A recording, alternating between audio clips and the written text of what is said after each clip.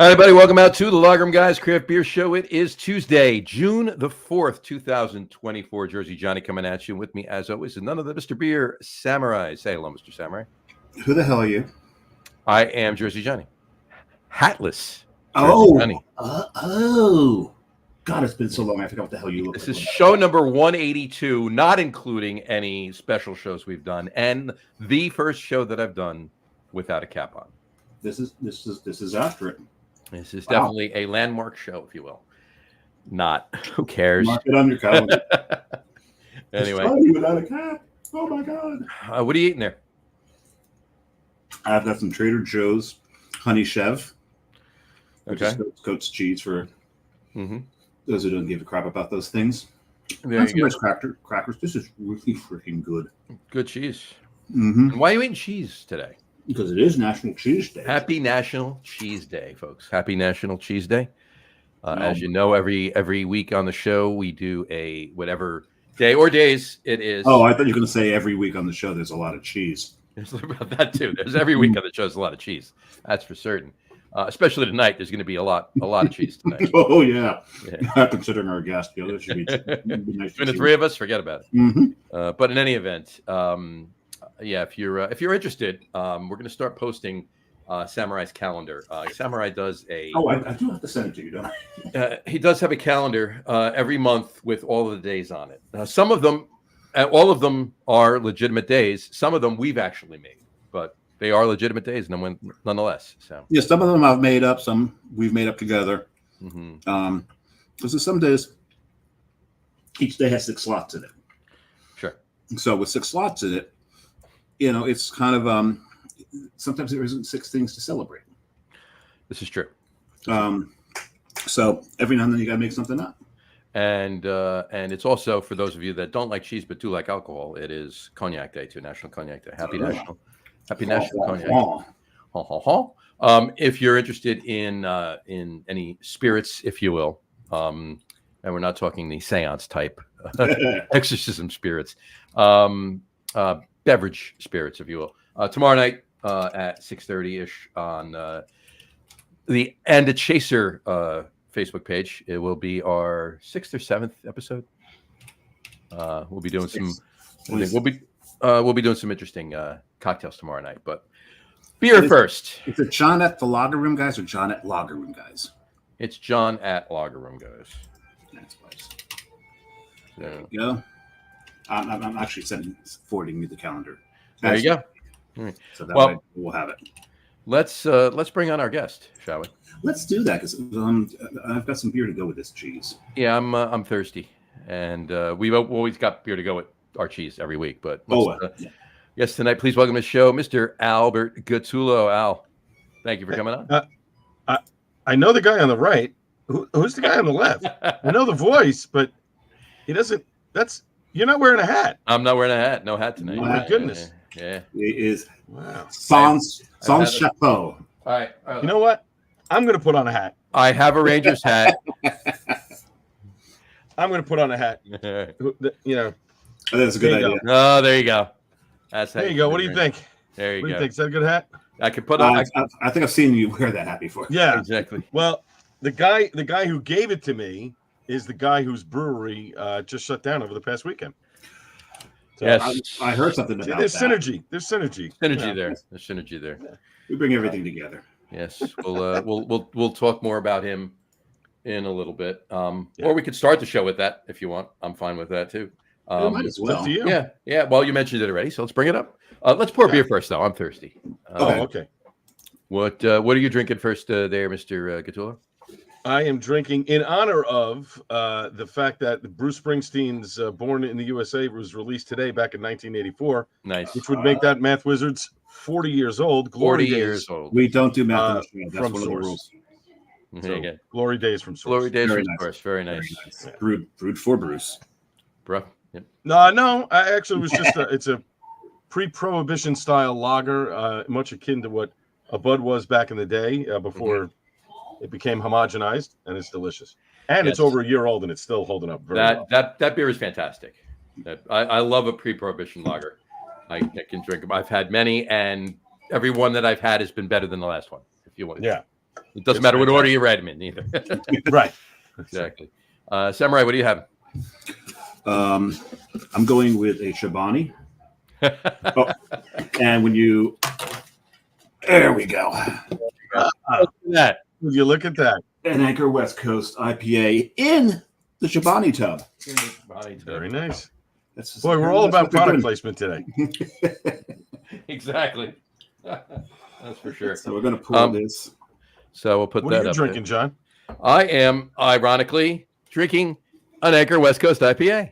Oh, look at that. The thing is, that is the little thing under my name there. Mm-hmm. Believe in the Schwartz. Now you can probably figure it out because who said it? I forget which cast member in Spaceballs. Yogurt. That's right, yogurt. So there you go. May the Schwartz be with you. There you go. It's all about product placement. Merchandising. It's all about the Spaceballs, the flamethrower. There we go. So you want do we want to talk Anchor first, or do we want to talk about this first?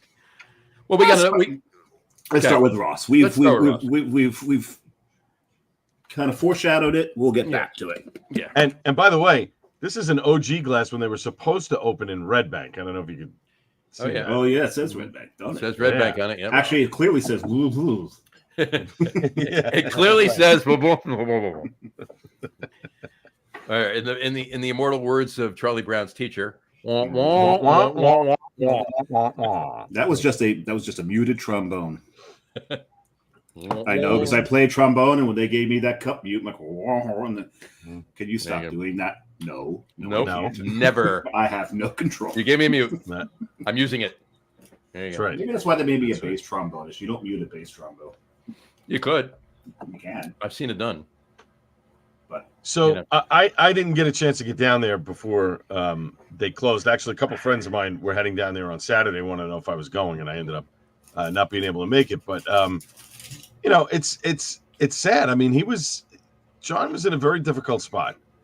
You had, and he still has a very good distro, which he's keeping. I mean, for those that don't know, Ross Brewing has closed their tap room, but they are keeping their distributing part of it separate, so they're going to still be able to make beer and distribute it, just not at that location. Right. They were brewing beer. They had their brewery and tap room, and they were brewing their beer. They did some contracting, but the bulk of their beer is being brewed at the brewery, and then they had their tap room. That facility closed. They're going back to their contracting model and keeping beer out there. So they won't be leaving the scene of New Jersey craft beer.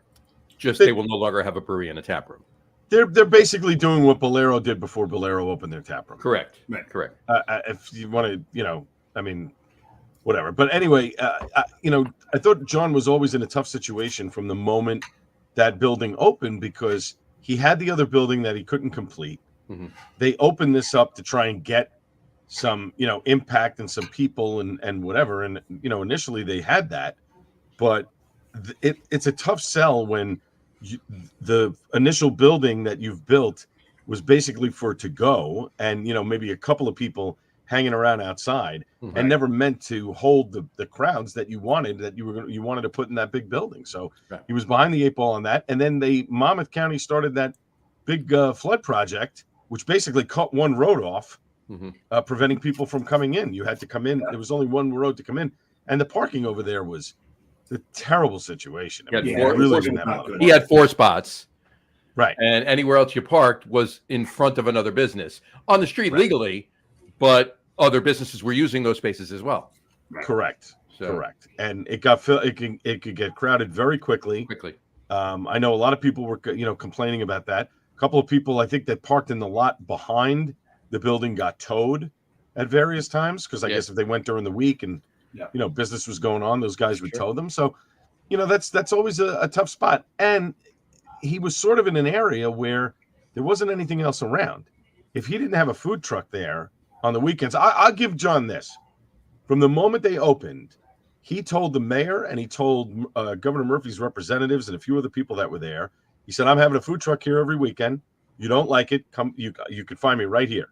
Like you want to find me, you want to whatever. I can't do this, that, and the other. I don't care. I'm having a food truck." and for mostly every weekend he had a food truck there, which was that was good on him. Maybe that pushed people a little bit. I don't know. It definitely did. Definitely did help him, especially at the beginning. But then, winter months are tough on everybody, but especially his model where, you only fit a couple people inside and they're standing anyway because he really didn't have a tap room per se. He set up picnic benches in the production area, which was fine. And if and I don't mean this tongue in cheek by any means, I just mean it for what it is. If he had opened 20 years earlier with that model, it would have worked because everybody was doing that, right? It was just picnic benches in the tap room that you hung out in the production area. You hung out there, and that's what it was, and everybody was happy doing it. But as you're able to have more than 4-ounce pours, and you're able to sit for a while, and you want to converse with other people and meet other people, that model just doesn't work. And he unfortunately was not able to get the other building open in nice weather. He had the nice outdoor space. Yeah. Yep. But in nice weather, and nice weather is only 6 months of the year, and maybe 8, and when it doesn't rain, right, and not every day. Rain, I had never been there when it rained. I was there when it was cold, and I have to say, when he had the tent closed and heated, I'll tell you, it was so warm in there you could take your jacket off. It was not unpleasant. Yes, it was not, it wasn't adverse, conditions that, oh my God, I don't want to drink a beer when it's cold. But again, I don't think that's the allure. People want an experience. When you walk into a tap room, you want a little bit of an ambiance, something that had some thought behind it, not just a couple of tables and chairs and say, okay, drink your beer. You made the point, well, 20 years ago that was acceptable, and some people are still in that, like Climax, but other places, you want that type of experience when you go there. You want a comfortable seat, you want a table, you want a little bit of service, and the beer has to be good. The beer part was not the issue. It was the location and, being able to entertain, while you were there. That was, I think, his biggest problem. Yeah. Nowadays people like to hang out at the brewery. Right. We were talking about that earlier. Dad gets to a brewery and he's there for a while. He's got different titles at different breweries. Right. He's the captain at one, he's the commandant at another. Right. He's got all these different titles. So people do like to camp out there for a while, socialize. Right. Like you said, 20 years ago, that really wasn't the case. You came in, you got your tour, you had your samples, and then you went and found the beer someplace else to go buy it because you couldn't buy it at the brewery. So there's that. But the other thing is, and you brought it up, is the parking. Anybody opening a brewery, make sure there's ample parking, especially if you're sharing a parking lot. There's a couple weekends ago. I'm aware of this. Yeah. Well, you've got a massive parking lot right near you, Johnny. So that will fill up, but there's other places to park at Red Bank. You're in a town, so there's places to park. Sure. But well, hold up the can you just held up, Al. Right, there's another one. But God, I hope they can expand their parking, because I've gone a few times where I've just gone around the parking lot and said, I can't park anywhere. So, in that instance, they're never going to expand their parking. We're speaking about source. For those of you source, right? Yeah, because he had to hold the cap and didn't read it. they're not going to expand their parking, and there is parking. Like, I mean, if you go way down the road to that where that development is, you can park there and walk across to get to the brewery. But you're right. If you go down 34 a little bit, and it's the next driveway. I think it's a bank there. And you go back north, south on 34. Oh, south. Okay, yeah. Maybe it's part of the development actually, but I've done that before. The lot was full, and Matt and I has actually gone over there, and we've driven around a lot. Forget it. We drove all the way down because you can't park on 34. It's illegal to park on 34. No, and you can't. And you can't park it. And Delicious Orchards will tell you. Yep. So we went down and parked there, and walked all the way out and around. I mean, we probably walked a quarter mile back to it. But and other people were parked there too, and that's fine. But it does. The issue there isn't so much. I mean, it's a pretty big parking lot. It's just that they share it with the distillery, Muckley. With Muckley. Yeah. And the weekends it gets crowded when it's nice weather. Yes, they're packed. I mean, that's what they want. So I mean, that's problematic. I mean, but Ross's problem was they were in the. I don't want to say in the middle of nowhere, but they were in an isolated place where if you went there, I know Carton's, 10 minutes down the road, and Bedford's just 10 minutes right south. over there. Yeah. But to drive to those places was a little problematic. Now I know he got a lot of walk-up traffic from the condominiums that were built just up the block. Yeah. Just up the block, and a lot of them, when I spoke to a few of them, one of the weekends that I was there, they had said, "Oh, we're so happy that there's something here. There's something for us to do. We can come down with the kids. There's music. There's something happening." I'm sad that he wasn't able to capitalize on that, and other businesses weren't able to go in there, because I know Middletown was looking to build up that area as sort of a, kind of a fun, almost like a Keyport kind of thing. Yeah, a waterfront. Where you have people coming in. Yeah, exactly. So I'm sad that that didn't happen. I think if the other building had gotten open, we wouldn't even be talking about them closing right now. I think it would be a completely different situation. Completely different. I agree with that. If he had opened that other building, that would have. I mean, other than just space in there for people to hang out. Obviously, as the tap room model, if you will, it would have been. It would have been more for them to a better experience, like you were saying. Right. And my only question to John would be, what was the rush to get the tap room open? You were doing well with your distro. You were getting your beer in places. You were at festivals. You were out there. When they got into New York first, he made a big splash in New York, had a big opening party. I was at it. It was great. They were really, pushing the envelope. And then, doing the same thing in New Jersey, where he was doing all these different events and distro and whatever. I don't understand if those things were working well, why not continue along with that process? That's the question that I would have, to him. Maybe his investors were pushing him. Hey, we've got to open. Yeah. I want to see some return on my investment. Get this thing open, by hook or by crook. I just felt like, when you go to a festival, they have one of the best setups. At a festival with all the cans of their beer, and they have a whole nice, whatever. Most people just slap up a table and a jockey box and a tent, and that's it. He's got a whole presentation going, and you could have kept that going for a while. I mean, even if you had to go another 6 months or a year, I think he'll still be doing the shows. That'll all still be going on. Yeah. To your point, Al, I think I don't know the answer to that either. I really don't, but I would assume that it is a high possibility that it was investor related. Get this open. Right. I want to start getting some, money back here. But it also, he's been at this in one form or another for 8 or 9 years. Right. And I think maybe, I'm again, just an assumption on my part. Don't take this for verbatim. But I think maybe that might have factored into it. Like, oh, I can get this open. Let's do it. He just wants to realize it, even though he had what he had. That wasn't the brass ring. The brass ring was getting the tap room open, and he saw it. It was able to happen. I think that might have had something to do with it. Again, just an assumption on my part. I don't know. It could have been a blend of the two. Right. It could have been the blend of the two. Well, I think it's, but you're right on that. I think it's also a couple of other things. And this is not that I'm not sitting here, to trash, John or Ross or whatever else, but it's just not at all. The steps of what he did in terms of this business. They started before COVID, right? He was producing his beers, trying to get his beers out there. First, he had the place in Red Bank. He had problems with that. They were taking over an old firehouse. They were going to convert it. The town of Red Bank was giving him problems. The landlord was giving him problems. So now he's got to pull up that and, try and find another facility. So that was an expense already, right? He signs a lease. Money is going out. Nothing is happening. So, again, he's already behind the 8 ball. You want to get things moving. He starts getting his beer made. He's getting it out there to people. People are enjoying it. Okay, things are happening. But still having to pay that nut on that lease, that first lease, before he could get out of it, legally, was an issue. So I think financially, that was the big deal. Interest rates shot up after the pandemic. He was probably paying, maybe 3%, 4% on a loan. Now all of a sudden you're paying 8%. That's a big jump. Yeah, and I'm talking in the tens of thousands of dollars. That's a lot of money. And a piece of property that is not actually returning any money other than what liquid's coming out of it.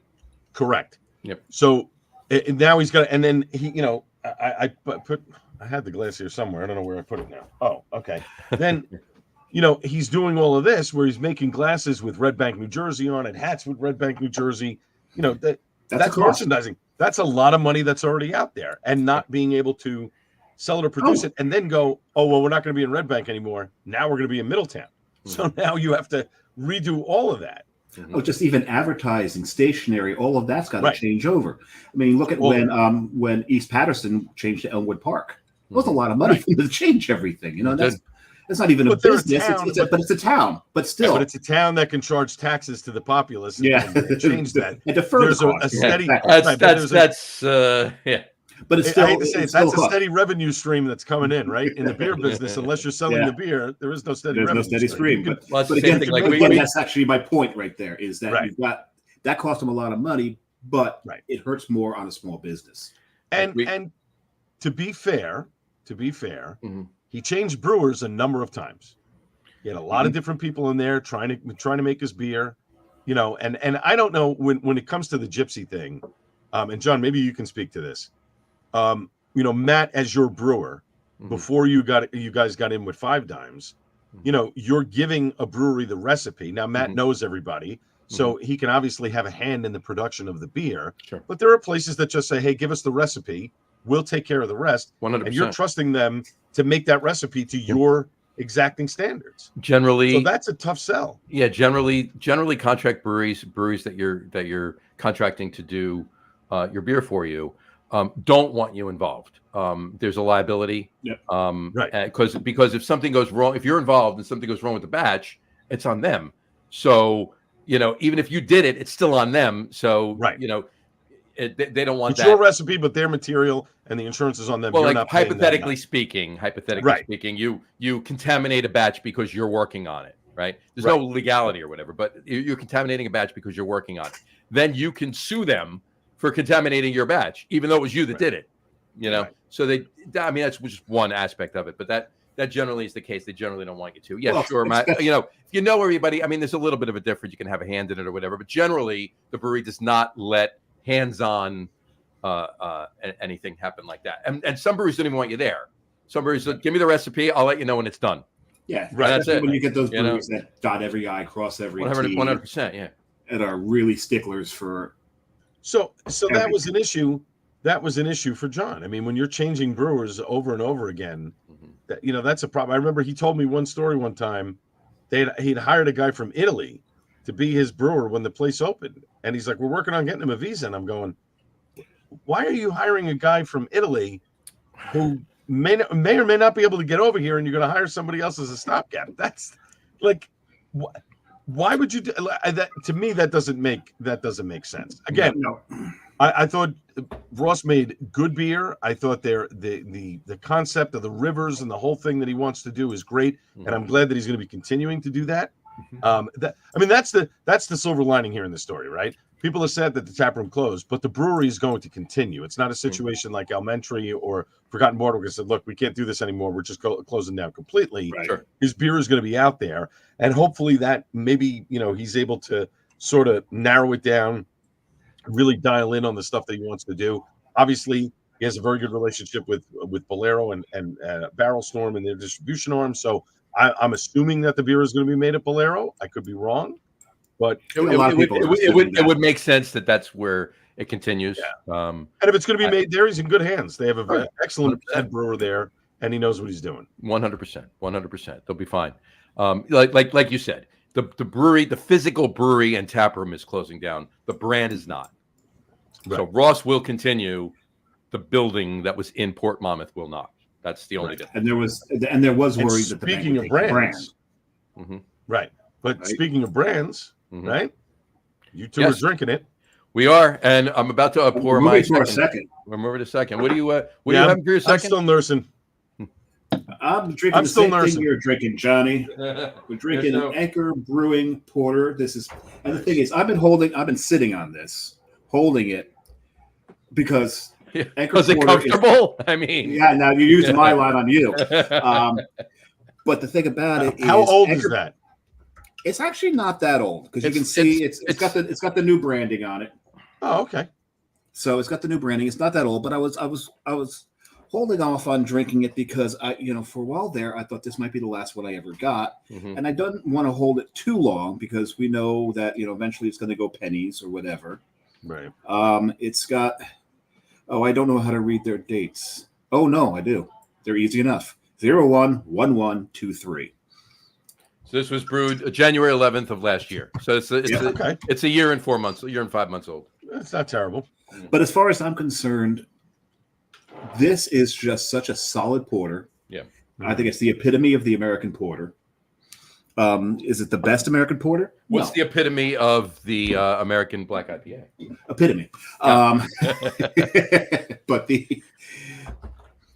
But I just, when I've got someone who's getting into craft beer and I want to get them into some of the darker beers, sure, this is just such a great beer to hand them. And I'm just so happy now to know that this is not going away. This is one of their key beers. Ooh. So I'm sure. I gotta be honest with you. This is really nice. This held up beautifully. It held up great. Not only did it held it's smooth. Not it hold up. It's smooth, and I'm getting a little bit of dark fruit and a little bit of like tobacco and leather in there too, almost as if it were a higher ABV stout or imperial porter that was aged a little bit. Well, if you're getting a little dark fruit, I'm wondering if they use, because that's usually the keynote of Maris. Mm-hmm. So I'm wondering if they used a little bit of Maris in this, and usually when a beer starts to age that's got Maris in it, the dark fruit starts to really build, and then it becomes pennies, and then that pennies will eventually turn into soy sauce. Yeah, but it's not there yet. This is not there. It's just a little bit of that dark fruit's coming out. It's really nice. Wow. And that's accentuating the chocolate notes as well. Yep. This is very good. It's very good. And you know what? It's going to go so well with my honey chev. Yeah, honey chev. There you go. You and your cheese. There we go. But anyway, yes. So to your point, Al, yes, brands. Yeah. So go ahead. The Chobani, the guy who runs Chobani Yogurt, has decided to buy Anchor Brewing. Now I know the real estate price was somewhere around the $40 million mark. Yeah, building and everything. But that's everything, though. That's everything, though. Yeah, that's everything. No, because the original thought was that whoever it was, the employees, they started a grassroots campaign. They were trying to find investors. They wanted to buy the brand. They wanted to buy the intellectual property, the recipes, and then take it elsewhere. This gentleman came in. He bought everything. He bought the equipment. He bought the building. So it will stay. It will reopen where it was, what it was, everything. That's correct. And what's great is that he told the story about how he acquired Chobani and how he started this yogurt in upstate New York and heard from the families. And it's a great story because as he was talking to these people, he realized that they really cared about the yogurt product, and he called his attorney or whatever the next day and said, I want to buy this. And he said, are you sure you want to do this? Or he called him that night and said, I want to buy this. He said, are you sure you want to do that? Why don't you sleep on it? He did. He got up and he called his lawyer back the next morning and said, no, I want to buy this. These people care about this product. We're going to do something with it. We're going to turn it into something. Nice. And he did. And he basically said the same thing in his video when buying Anchor Steam. He saw heard the stories from the employees. He talked to them. He cares about the product. He cares about the people there. I think this is a great thing. The issue is going to be, are people going to support it? When they closed, everybody was screaming about, oh my God, it's an OG and we really need to blah, blah, blah, blah. Well, where were you all these years when Anchor Steam was floundering? And Sapporo, let's be fair. Sapporo bought the brewery thinking that it could brew its beer and couldn't. They couldn't retrofit the equipment. Right. So they basically, which is shocking to me that they didn't do the due diligence beforehand to say, we're buying this brewery. Can you make our beer? Above everything, just freak me out. Why would they not know that before they spent the money? Especially a Japanese company. Right. But that tells me they're so exacting on everything. That tells me somebody sold them a bill of goods and said, yes, we can do it. It's not a problem. And they lied. I think until it was. It wasn't a problem until it was. Which, and then, which is like, it was only a couple of years later that they bought Stone and did what they were doing there. They bought, so what was it? They bought Anchor Steam, 7 years ago? 2017, yeah. So 7 years ago, and they bought Stone in 22, something like that. Yeah, so it was only a couple of years in between. Now, they just announced Sapporo Stone. Both facilities are brewing their beer. They're doing it on both coasts. They've added employees. They've done all this great stuff. I'm very happy for them. I think it's a good marriage. It's a good mix for the two of them, and it's going to work out. I'm sad that It didn't work out with Anchorstein, but it's great now that this guy is going to revive this brand. I My agree. only question is, do you go back to the old label? Do No. you keep what you have now? No. Right. This So this goes bye-bye. This goes Right. bye-bye. I'll speak to that. I was just going to say the only thing that I can say, I'm super happy that the Chobani owner bought it. Hamdi Ulukaya. Hamdi Ulukaya. I'm wondering what the culture is going to be like there. What do you think? Very funny. All right. Get it? Yogurt culture. right. How to But the say thing it. is, Anyway. but you're right. But no, but I was going to say the only thing I think that should have. I thought happened- you were just joking. I didn't think you had. No. I was joking. I was joking with that, but I moved on from the joke.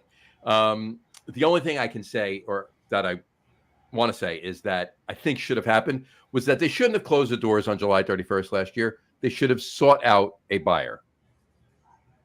Well, I think they did. We don't know. I kind of. No. They left it open. They said, Sapporo, if somebody wants to buy it, we're willing to entertain offers. Mm-hmm. I wonder what those offers were before the employees decided that they were going to do their whole campaign. Mm-hmm. I wonder if people went to them and said, we'll give you 10 million. We'll give you 5. They didn't want to take a loss on this. Of course. That's an enormous piece of property. In No, San of course. Francisco. I mean, that's, Yeah. So I'm sure that a lot of people probably lowballed them to try and get the business, and Sapporo said, no, we'd rather we can eat it and use it as a write-off if we don't sell it, or we own the property. We don't have to sell it. Right. 100%. No, I agree with you on that. However, all I simply meant was don't close it until they if it drags on for a year, so if they're going to be making money, if they're making beer and they're putting it out in market and selling it, obviously the beer was selling, not obviously what they wanted it to be, obviously or they would have not. Yeah, they could have been making money this whole time. But I think one of the first factors is, and I'll bring it up, was the redesign, the remarket, the rebranding. Mm-hmm. That's not that this is a horrible label. This is really pretty. It's not Anchor. It's not what it was. Right. Nobody knew who they were. No, not at all. I was gonna bring this up really quick. Doug Valicki from Revolution Brewing. I don't know if you know him. Foreshadowing. Foreshadowing a little bit, but he has a newsletter. I think he has it's beer aficionado on Instagram. Yes. Okay. Yes. He does videos all the time. He's the marketing guy. He's an attorney. He used to work for others. Or finance. Met him a couple times. I know Doug, but he in a video that he was announcing with this is he had 4 points that he thinks that would make that would help, that he'd like to see them do. Right. Okay. The first one is don't, and we'll talk more about each of these, but I'll just throw them out there right now. I just want to bring it up. I couldn't remember it right now. He'd like to see them not do immediate, go right back to national expansion. Don't, oh yeah, crack out the beer and put it right back in every market like they were doing. No, stay local. San Francisco still loves that beer. Not even the whole state of California. Just start local and build. California. That's it. Yeah. Build from there. Stay in the Bay Area to begin with. Right. Exactly. And then go from there. And if it takes 5 years to get back across the states or more, or if ever, do it like that. Right. But at least they're open, and obviously we'll be able to get beer. However, just Northern California and New Jersey. Yeah. Perfect. Done. That's it. That's it. Bay Area and Jersey. Jersey. That's it. Jersey. There you go. But he almost said the same thing. Bay Area and Chicago, where he is. Yeah. Right? But he said that. He said he wouldn't mind seeing. He thinks it would be a great idea. Apparently, and I didn't know this too. What's the gentleman's name? Hamdi Ulukaya. Hamdi Ulukaya. I'm probably not pronouncing it properly. But the owner now. He said that could be Ulukaya. I don't know. He said that which Chobani, he actually gave up 10% of the company for employee purchasing, for employee ownership of the company. So it was like a buyout, or not buyout, but employee ownership. There's 10% employee ownership. Do something similar with that. He said that would definitely be a wonderful thing. Obviously, employee retention. People think differently when they're an owner, even no matter how it's. That's the Publix model, and anybody who's ever been into a Publix. Publix, yeah, exactly, right. Oh my God. Sure. There's a huge difference. And that's New Belgium did the same thing. It was all couple breweries have done that. Couple breweries have done that. Yeah. I think Harpoon does that to a point too, if I'm not mistaken. Do they? Okay. Modern Times did. I don't think they do anymore because of all the turmoil they had, but taken over by Maui. But yeah, there's a bunch of places that do that. Yeah. He said number 3. I'm getting there. He said number 3. Every piece of intellectual property, every piece of branding, everything that's still in existence with this new branding, burn it. He said, just get rid of it, throw it out, get rid of it. Goodbye. Go back to everything that was the original branding. Everything. I don't disagree with that, but I don't think the new branding sunk them. I don't think that had that great of an impact on what happened. It confused people. It did because I think some people thought, oh, this must be a new beer, and then other people went, oh, this is Anchor. But confused or not, I think it's actually kind of a moot point because, to your point earlier, we had stopped buying it because we took them for granted. Correct. So new labeling, old labeling, we still weren't buying it. Right. So maybe because they weren't doing anything different either. Let's be fair. They were making a California Common. They were making a porter. They were making their Christmas ale. They were making a few things. But when they jumped into the IPA game, I mean, they were light years behind everybody else. It was like when Sam Adams started doing. I would say when you're behind Sam Adams on the IPA game, even you're way behind. Yeah, well, that's right. I mean, we all know that this industry is a what have you done for me lately industry. Yeah, right. All right, and you can have your flagships. Like there's been breweries that have just stick with their flagships, Anchor, and nothing else, and we see where they're going, right? And there have been breweries that just give up the flagships and just do nothing but new beers all the time. And we see where they go. It's a nice balance of the two. Have your flagships, have your devoted people and devoted drinkers of those flagships. Maybe change them up every now and then, do something special with them, whatever you're going to do. But it's definitely 100% a what have you done for me lately? What's new? What's new? What haven't I checked into on Untapped? That's what I want. I agree, but there is one brewery out there who, through COVID, their 2 flagships got them through COVID. They haven't branched out a lot since.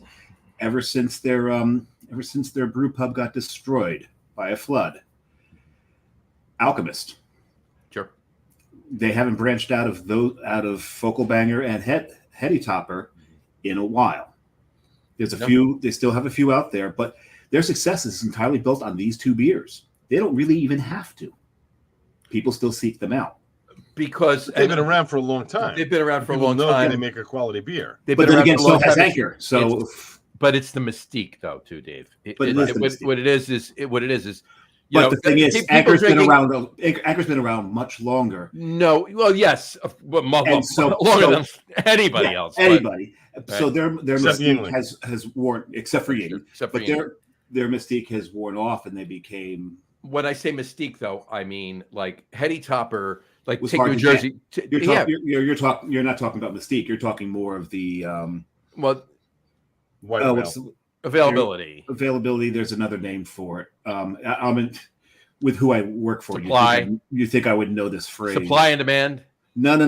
It's not that. There's exclusivity. Exclusivity. There you go. That's the word for it. The exclusivity. We just got Heady Topper and Focal Banger in Jersey in the last couple of years because of COVID. Right. Because it's only because of COVID, right? They had to sell their liquor. So it's still creeping across. Okay, so what they're cranking out in Vermont, all right, up in Stowe, is still that exclusivity, right? It's a holy grail. I've never had a Heady Topper. I have to have a Heady Topper. People are still doing that. There's a lot of people that are doing that. But you're taking in the direction I want to take it to. Go ahead. Here's the thing. There's that exclusivity. If Alchemist continues to do this, continues to expand. And gets coast to coast, will they eventually wind up where Anchor is? Where it was like, oh, you can get it now. Yes. And they haven't done anything new. Yes. So absolutely. That's where I was going with it. It's expansion. What is that? Is that a TV show again? By the way, I'm just asking. Yes. I think her ears are clogged because she's sick. So I got you. She's listened to it a little extra loud. Is it the kids again, or is it dogs? Because last week it was kids. I'm not sure. It's the same show though, right? No. She's all caught up on the show. I have no idea what she's watching now. Anyway, but no, she'll try to get me into it, and I'll resist. And it's the same thing though. 100%. If they get coast to coast, and they flooded the market, and the beer's available wherever, whenever. The exclusivity factor is gone. Anybody can Right. walk into any bodega and buy Heady Topper or Fogelbanger. Yes, they will absolutely eventually. And it might be 20 years from now, maybe not that long, but it could be 10, 15 years, 12 years. Oh, yeah, it's not happening anytime soon. No. Right. But eventually it will happen because it's not that the whole factor of this is that, oh, what have you done for me lately? Business is never changing. That model is never changing. So what I would love to see, Alchemist shrink back. I would love to see them. I would love to see them pull back. That's fine too. But there's a number of places have done that. Yeah. Yeah, exactly. A number of places. We've complained.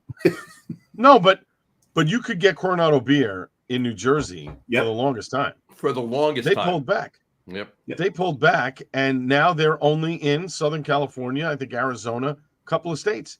It's helped them in their business. Yes. Because they realized we're stretched too thin. Green Flash went all over the United States. Didn't work for them. The owner ended up having the company fell apart. Another guy took it over, and the beer is back. And I don't know if it's any better, but that was another situation where they went too fast and, we can get Green Flash everywhere. Founders, I think you can make the same argument. Founders beer is good, but Founders is better when you go to the one tap room that's left in Michigan. They had to pull back on that. Kalamazoo, right? Grand Rapids. Grand Rapids. Closed Kalamazoo? Kalamazoo, yeah. Yeah, that closed. Grand Rapids. That closed. Oh, God, I didn't realize that. Okay. Yeah, they had one in Detroit, and that one closed because there was some racist comments or whatever. I don't know what was going on there. Right. That was that whole nuts. And so they took everything back to Cedar Rapids. And now, I mean, Founders is a beer you can get anywhere. And there's no... when was the last time you saw Founders on a tap somewhere in Jersey? Maybe in cans, maybe saw the all-day IPA. But when did you see the other stuff? You don't see it. You see it at bars like the Cloverleaf. You see it at bars like the it has to be those kind of places. The exclusivity bars, that kind of thing. Well, see, even New Belgium pulled out of San Fran. They closed out operations in San Fran. And every now and then, somebody will bring a bottle of 750 of a 2017 CBS and pour it off for somebody. Oh, you mean like John did this past weekend? All right. I think I might have a bottle left or two from the last CBS that they made. So that was good stuff. Well, the last one, which means the riderless horse. The riderless horse, right? Yeah. Yes. Not the headless horseman. Is it 750 or 12 ounces that you have? The 12 ounce bottles you have? No, 750. 750. Because they did both. They did both. That's why they did both. Yes. No, I know that. I know. Well, the thing is, 2017, funny story. So when I had one of my high school reunions, I put together a beer, like gift basket or whatever, and I had put a CBS in there, and I was interviewing the owners of Founders, and they said, "Oh, what are you putting in the beer basket?" And I said, "Oh, you guys had sent me some CBS, so I'm putting a bottle in there." They said, "Oh, you shouldn't have done that." Got on the phone. Next day, I had 2 more bottles delivered to my house. I'm like, "Oh, okay, thank you." That must be nice. I bought the 2017 was the last year that they sent me these too. Very nice. Very nice. Leather coasters. So. Nice. Oh, coasters. Yeah. I bought a couple goodies at Grand Rapids Tap Room a few years back. That was fantastic. But I had 3 bottles left of 2017, which was the last year they didn't do. Which was the last year with the Mountie, with the Mountie on the horse before the Royal Canadian Mounted Police Scope. Can you stop? Yeah, and which and send us a case. Yeah, so right. So I opened one a couple weeks ago. I have 2 bottles left. So nice. Yeah. Well, the thing is, when it started coming out in 12s, I said, man, I hope that they don't stretch themselves thin. I love that's becoming more available. Remember when CBS and KBS came out, they were hard to find. They were. And I love that it became easier to find. And then I started to get scared that is it becoming too easy to find now? Right. Well, there's a balance. Bourbon County's the same thing, right? Mm-hmm. I mean, it was scarce and everybody was running around trying to get a bottle. Now every liquor store has it. Yep. Maybe not the variants, but for the most part, you can get a bottle without a problem. Some of the stores, a lot of liquor stores do have a lot of the variants too. Yeah, right. I mean, I am on and I'll say this now. I am on a hunt. I forget what year it was, but the old Fitzgerald barley wine. I don't know what year that was. Bourbon County. I need a bottle of it. Let me know how much. Let me know. how much ISO for Fitzgerald, trade, whatever. FT, Scissors, whatever you need. My left kidney. Right. I need a bottle of that. So, How about a bottle of whiskey? Can you take some whiskey? Small bottle. If you could hide your fingers, you could make it look. I did. Speaking of bourbon, I did find that it's been a quest for me, and I found it a couple weeks ago, right there. Which one's that? That is smoked maple bourbon from Knob Creek. Oh, what's interesting is I've got one right over there, John. There you go. I know. Well, you found it. I didn't. That's my point. I just found it, so there it is. And oddly enough, I won't be drinking that on the show tomorrow night. Neither will I. There you go. Right. But yes, tomorrow's show, Al, is rye old fashioned. Rye old fashioned. Oh, okay. I like that. It should be. It's going to be an interesting show to see the different directions we go with this. Yep, exactly. But back to Anchor. Anchor. So what was the fourth thing? You said three of them. The fourth. And we went way off. You know, talk for a second. I'm gonna. It's got to pull. I gotta pull it back up. Yeah, I do. Al, you're opening something else there. What are you? Talk about what you open, and then we'll go from there. Yeah. So I'm now I'm done with the alcohol for the evening because I do have to get up. Yeah, Al gets up real early. I get up a lot earlier than Dave and I get up. So right. So I'm going with a little Sam Adams, just a haze, because there was the big story last week about how Suntory was looking to acquire Boston Beer. Yes, there was. This on the same day that the Anchor news came out, but then by late afternoon Friday, both Suntory and Sam Adams denied that they were talking about acquiring the brewery and all this other stuff. And then Jim Cook said basically in a statement, we're not going to comment on rumors. They're just that. We're going to continue to make Boston Beer what it is. And he has said he has the controlling interest in the stock. So he says whether or not they sell or not, even though he's not the majority, like owner anymore. He controls the controlling interest stock. He said not a chance. And he doesn't really have a succession plan. He basically said, I hope I don't die. Like, that's basically the succession plan. Don't die. So I'm kind of happy to see that both of them came out very quickly and said, listen, there's no chance we're not trying to acquire it. Boston Beer is not trying to sell it. There is a partnership between Boston Beer and Suntory for some of their cocktail stuff. But that's it. I mean, interesting. I don't think anything's going to happen to that. So I don't either. I agree with that. I don't think it is. I combined 1 and 2. Okay. He said stay smaller was first, and 2 was stay in California before you expand. So it's kind of 1 and 2. But he did have a 5th, and the 5th was hire him to run the marketing. There you go. And then he went like this. Just kidding. Maybe. Well, speaking of him, I did open my 3rd, John. You did. I'm about to open my 3rd as well. And there we go. There's Revolution. Nice. This is On and On Part 3. So this is a help the samurai sleep tonight, because this is coming in at 16. Apparently no ABV listed. 16.6. Is there no rules in Illinois that you have to list the ABV? There's nowhere on this can that gives the ABV, but it's got some really cool can art. Look at this. Oh yeah. And this is a collaboration with Half Acre. So all Chicago. But I didn't finish pouring 16.6%. Oh Jesus. So, but I didn't finish pouring it because I don't know if this is going to show up on camera, but the color of this, let's see if we can get it. It's got a ruby tone to it. Yeah. It's not completely black. It's got a ruby tone to it. I was surprised, and even when you look at the head, it's got that cocoa mocha kind of color to it. So this is going to be interesting. Oh, this smells divine. Smells like divine? No, I've never smelled divine. Never been in the same room with that individual. Might be pouring mine. I'm sure mine smells divine. Oh God, that's lovely. Nice. Oh my God, that is beautiful.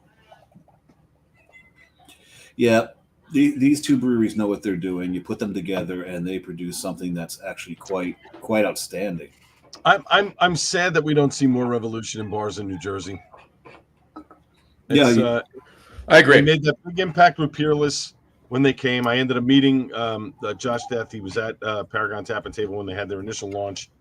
Ended up talking with him. Great beers.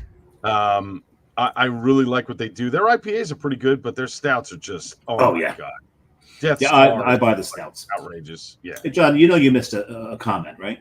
I did not miss a comment. I was waiting for you to finish pouring your beer, and then I was going to put it up. There you go, from Chuck Aaron of Jersey Go Brewing. Hey, Lager Room guys. What's up, Chuck? Chuck? They say that. What's up, Chuck? No, please don't say up, Chuck. I'm drinking something 16.6. I'm hoping not to up. That's Chuck. later. That's later. Yeah. Right. Oh, Bond, this really tastes like I'm not going into work tomorrow. This beer tastes like I'm calling out sick tomorrow. There you go. Oh man. No, I don't call out sick. I'll still work. I'll just work from home. I work from home every Wednesday. Fair enough. Kidding. So the other big news, if we're moving off of Anchor, Icarus. Big move. They've been working on this for a while. Yeah. So I'm excited. So they brewed their last beer on May 31st, which I think Jason said was Yacht Juice. Was the last beer. Or no, it was going to be, maybe that's the first beer they're going to brew in the new building. That's the first beer they're going to brew in the new building. Makes sense. Right. Pause that thought for 1 second. Chuck said, "Hey Al," and then he said, "Wait for the pour." There you go. Wait for that pour. There you go. And just to throw it up there, only because then we can talk about everything about Icarus. I need to put this right here. Sorry about that. Bing, bang, boom. All right, save. This is the beer I'm drinking, so it's also Revolution. It's called Progress. Pragueres. Please don't mention Prague. Progress. Yeah, it's a Tamabe Pivo. So from Revolution. Nice. I'm physically over the ordeal. I don't know if I'm psychologically over it yet. You're not psychological over it. And we were talking about Doug Valecki before from Revolution. That's Doug and I in Minneapolis a couple of years ago. There you go. Nice. At least I was not defenestrated in Prague. You were not defenestrated. Although I thought you were. You were not. I was not. So Icarus brewed their last brew. They did. They're closing the tap room in 2 weeks, right? This weekend's last fall. No, not this weekend. No, the following weekend. It was the following weekend. Okay. 14th. Right. Father's Day weekend. Father's Day weekend, closing the tap room. Yeah. And I'm actually interviewing Jason on that Thursday before they have the closing weekend. We're gonna chat. He's gonna be that week's guest for the Craft Beer Cast. So this a lot of fun. Hopefully he can reveal when they're going to be opening. I know they're trying to open by the end of June, but we shall see. I think there's still some things with the state and whatever else that he has. I was speaking to him a couple of weeks ago, and he was waiting on a couple of things. It wasn't insurmountable things he was waiting on. It was just a lot of, red tape BS, right? But yeah, he was hoping that it was, going to be firing soon and get it all done. Matt and I went down there to the new place probably about a month ago, maybe at this point. Mm-hmm. Oh my God, it's gorgeous. We're doing the interview from the new place. Oh, nice. I'm so excited because I've seen the pictures. I've seen a lot of the stuff. I want to really see it in person. It looks like it's going to be phenomenal. What I love is the way the township has courted him, embraced him, and supported him. Yeah, they wanted him there. They wanted him there in big ways, even to the point when all the shenanigans when Murphy was going on, Bricktown came straight up and said, "We're going to let them do whatever they want." Right. Come at me. And Lakewood didn't want them at all. I mean, the fact that he survived there for as long as he did is a testament to Jason and his beers and the people that went down there and supported him with a very tiny tap room. I mean, forget about a parking lot. I mean, just, an awful place, but he made it into something. Oh, yes. When the township could care less. I mean, if he would have closed up shop, they would not have cared, Lakewood, if he had done that. They did really nothing. And they still don't care. Right. And Brick is just like, come on in. We'll take the tax revenue. Not a problem. And you know what? Don't worry about the state. We got your back. Right. It was amazing. But I have to tell you, I think what Jason is doing right now, and obviously they're not open yet, but I think that's the model that breweries should be modeling themselves after moving forward. Right. Make sure everything's ready and set before you open the doors. But That's the obvious. What I mean is, okay. Other than that one, building, right? He built the building. It go the other way. Right. He built the building knowing he was going to put other businesses in there. Right. So he built larger to make sure it could handle all the things that he wanted to do from a brewing standpoint. What he wanted, a beer garden in the back, plenty of parking, all these different things, enough space to brew as much beer as he wanted to. Beer garden's actually in the front. What's that? Beer the beer garden's in the front. Right. Oh, even better. So he did all of those things, and then he made sure he had enough space in the square footage of the building to say, hey, you got a restaurant or something you want to come in? You need to be here. You want something else on this pad? Not a problem. Put it over here. This way, he collects the rent. He has nothing to do with those businesses. Nobody can come after him for saying he's doing food or whatever. He doesn't have to worry about any of that stuff. Yep, 100%. To me, that's the model for a brewery business in New Jersey moving forward. If nothing is going to change with the beer rules, if they're going to stay exactly the way they are, and you're not going to be allowed to open, serve food or, whatever, that should be the model moving forward. 100%. Do we know where in Bricktown they are going to be? Oh, yeah. I have the address. I mean, if you want it. It's on Route, it's on Route 88. It's on Route 88. Yeah. But not the dark side of Route 88. Not the dark side of Route 88. No. So 88 crosses over. Now, 88 technically, Route 88 is not a highway. It's a state highway. It's not a highway. It's a two-lane secondary road, right? So where he is in Lakewood is actually around the corner from Route 88. So technically, he's only making two turns. Well, 1, 2, 3 turns after you leave his block that he's on. No. Can you do that again? I didn't get that on the map. And then 1, 2, 3. There you go. Oh my God! I think he may have just summoned a demon. I think I did. and then it's a straight shot down to where he is. But in any event, right. Yeah. And the fact that he's on 88 too, and I'm not speaking out of school. I'm sure Jay will talk about this with you, but I do know that he did have some trouble with the state.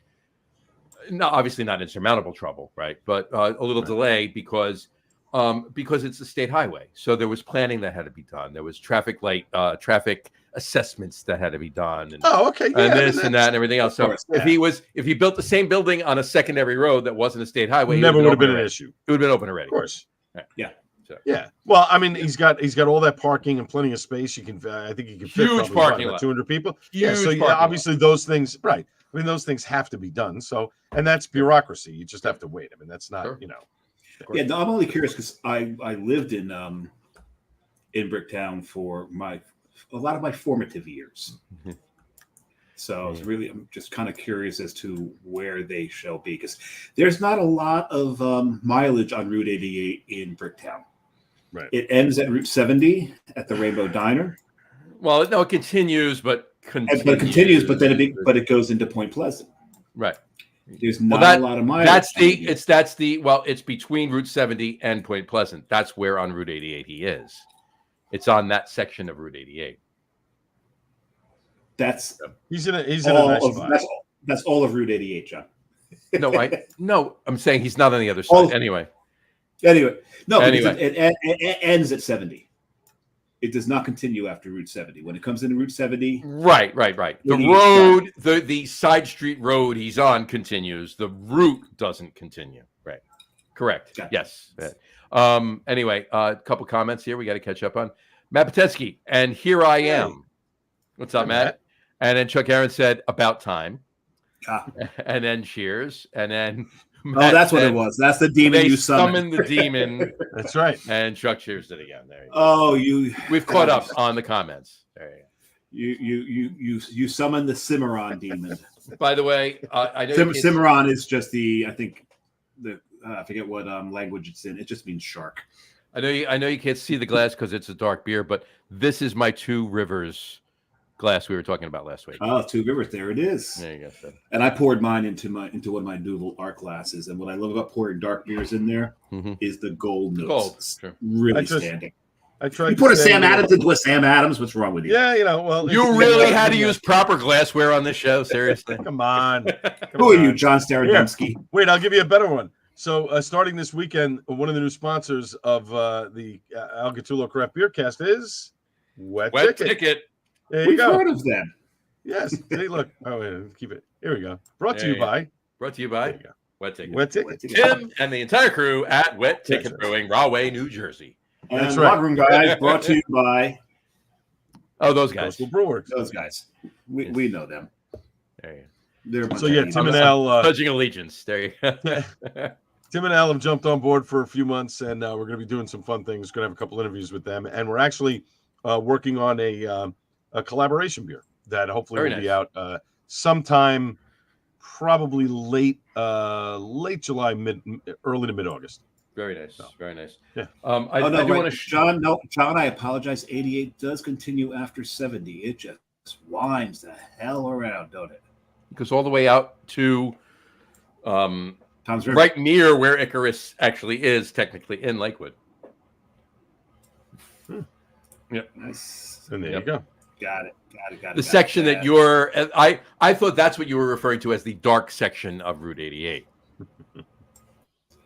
Yeah. Well, that's Springsteen's. For those of you listening to this podcast in Italy, this means nothing to you. No, but Route 80, the dark side of Route 88 is where it goes into. And now I know this because he also talked about Lake Carasalga. That's where it becomes Main Street in Lakewood. Right. That's the dark side of Route 88. And There you go. when he talks about Greasy Lake, he's talking about Lake Carasalga, where Route 88 actually does end. Mm-hmm. And you'd think growing up there, I would have friggin' remembered this. Well, it's been a couple of years. It's been a minute since you were there, Dave. So. It's been nearly 50, John. That's how young I was. There I you was go. negative 23 years old at the time. Right, exactly. Oh, geez, and you know what? Dave's 27 is what he's trying to tell you right now. And it goes right Mentally, it goes- mentally 27. Younger than that. It goes past where I used to bowl in league. It goes right past a car dealership I used to work at. There's a bowling alley right there. Larson Ford is where I used to Ford work. is right there. Yep. Right. Oh, we were good. And if you go down, to the CVS at that traffic light, and you make a left, and then you go down to the next traffic light, make a left, make a right, and that's where Icarus is right now. On That's the Swarthmore. this, that, and that. Yes.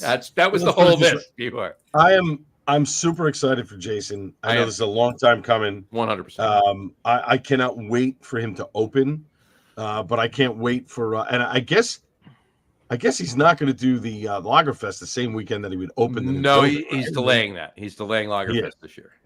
Okay. I tell you what, knowing where he is, I know the traffic that road gets.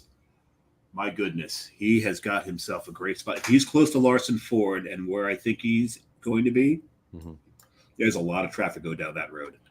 That's good. Great exposure. It's amazing exposure. Mm-hmm. It's gonna be great, and I'm like I said, I'm super excited for him. I mean, this is it's a long time coming, and I think he's finally got the facility that he really wants. That he really wants to make even better beer than he's making now. Sure. I think it's all net positives for him moving 100%. forward, which is It's a great. beautiful facility. He's got the tasting room downstairs, huge bar there. I think they got 40 something, 30 something, 40 something taps. Gorgeous bar top. They have, and more on this obviously when you interview him for your Of course. But they have a barrel room that's going to double as a private event space right off of the main tap room area. They have a mezzanine Right, I saw that section. And that's going to have, and the mezzanine section is actually going to, the bar, from what Jay told Matt and I, the mezzanine section is going to be set up as the original tap room in Lakewood. Right. He had mentioned that in one of the posts. That's really cool. And then Matt just said he's toning down the lactose. Well, Bolero's draining the state of the lactose supply. It's not much left. But let me tell you something. The stuff that Jason is putting out that is not the lactose bombs, the stuff that he's putting out in the lager category, the other stuff, he's killing it. I mean, he's just dialing it in. Oh yeah, perfectly. No, he is. He is 100%. Great stuff. Yeah. Great stuff. Yeah. I love it. 100%. Yeah. And then I don't know if you guys heard this news. I mean, I'm talking to them tomorrow, and it's going to be on the show this weekend. And they just made the announcement today. Source Brewing is going to be opening in Manayunk. Manayunk, yeah. Pennsylvania. Matt and I were talking to Greg a few weeks ago, Yeah. and they're in a bank in Manayunk, right on the river, right on the Schuylkill River, and and they're opening up that second location. And from what Greg did tell us, all of the beer that they've been brewing, that they've been providing, if you will, in the Fishtown location has been, they never brewed there. It's been being brewed in Jersey. Right, and then shipping it, and sending it down there, which they can do, right? But now the beer for Fishtown is going to be being brewed in the Manayunk location. Correct. So leaving all the beer that's being brewed in Colts Neck for New Jersey. So which is great. It makes everything better for them, so to speak. Yeah, and I'm going to talk to them tomorrow. They sort of let me in on a little bit. I mean, Phil had let me in on a little bit of what they're doing for this location. I'm not going to say anything now. I'll wait until that's of course the tease for Sunday. But I think people are going to be very, very surprised at the concept for this place. Because if you think it's just, Source and Manayunk, and it's just going to be beer, you'd be correct, but you'd also be wrong. Correct. And I'll leave it at that. No. I'll leave it at, I know. Greg probably told you. Okay. Correct. So it's a really cool concept, and I think if they can pull it off, wow. I mean, let's put it this way: they can never do something like this in New Jersey. Never. And I'll leave it at not happening. Never. Not even close. Not even close. Nope. Not even close. People's heads in New Jersey, the New Jersey legislators' heads would explode if they even knew what was going on in Pennsylvania. So, and Matt just says, "I know, but won't spill the beans." Yes, just a wild concept. Absolutely, wild concept. I love it. And when he told me, I was like, "Oh my god!" Like, yeah, like do it. Everybody, tune into the Gattullo Craft Beer Show. If you want to know what he's talking 11 about. 11 o'clock Sunday night, AM 970. The Answer. Interest peaked here. Yeah, gonna be 100%. fun. Listen, a lot of good stuff coming up next couple of weeks. We got the guys from Source this week. I'm taping Jason next week from Icarus. That'll be on. What are you taping him to? Sunday. I'm taping him. I'm taping him to a chair. Yeah, hold him down, and then I'm going to just put the microphone in his face. Exactly right. And then a young woman reached out to me today from I want to make sure I get the name right because I'm bad with this and I'm drinking. Gear House Brewing in Chambersburg, Pennsylvania. Have you guys ever been there?